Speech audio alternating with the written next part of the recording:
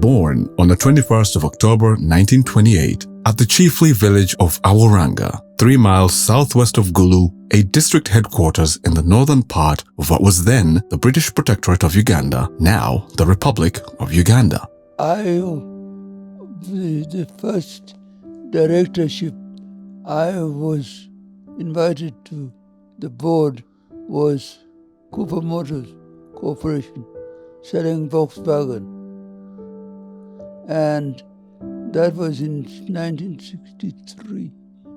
And then I was invited by the breweries under Sir Michael Blundell to join the board of the breweries in 1964, I think. Well, there are many things that happened to me in various companies, but I remember specifically about the breweries that we were told to look for a buyer in 1993 after the breweries was given back to us after Amin in 79. Things were really bad. We sat down and I told the managing director of the time that I was not willing to sell the breweries because it is the only company in which Africans were invited to participate in the first place. And to let it go, that would give the Nile Brewing Company a big advantage over the people. His career in business began soon after he went into private practice in 1960 and later bought shares in the Cooper Motors Corporation, which imported Rover cars and Land Rovers from Britain, as well as Volkswagens from Germany. His first move into bigger business came with the alliance he formed in 1962 with Sir Michael Blundell, chairman Uganda Breweries, Tanganyika Breweries, Kenya Breweries, and the holding company East African Breweries, which was itself a subsidiary of Allied Breweries, a British company. He became a director of East African Breweries in 1966, as well as of the related company Ind Chartered Bank Uganda in 1967. He remained on the board of Uganda Breweries for 43 years.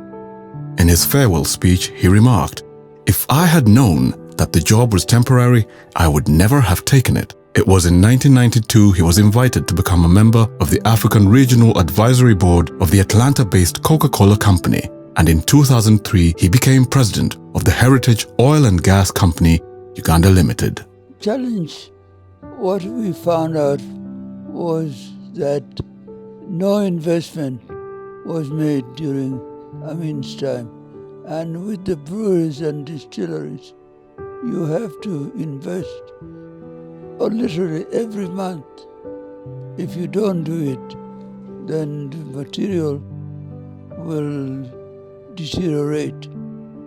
And I remember also, because I was also chairman of East African Distilleries, Waragi, when one lady, a prominent lady, died drinking Waragi, the managing director of East African Breweries and I were arrested by the police.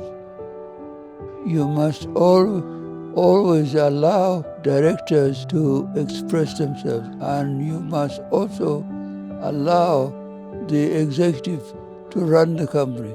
If you want to run the company yourself, then you better come and become an employee. But you cannot run a company from outside. Keep your hand out of the till. Do not interfere with the finance. If you start taking fuel for your trip to the company offices, you start borrowing money against your directorship. Those are dangerous things to do, because if you find yourself taking money from the company, what is there to stop the managing director from doing the same thing? And what is there to stop the financial director from doing the same? And you have no moral authority to soften. You have to be absolutely clean for them to be clean. His last challenge in the boardroom has been to turn around Uganda Clays Limited, the first company to be quoted on the Uganda Stock Exchange. The National Insurance Corporation, of which he was already a director, put him on the board. Then, in 2012, the National Social Security Fund, the largest shareholder in Uganda Clays, told the board that only the chairman of chairmen could save the ailing company, and the board said, "Martin, it's all yours." The day he signed the last 2 checks, clearing the bank loans, he felt a heavy load taken off. He had promised that he would not walk away from a company in the red.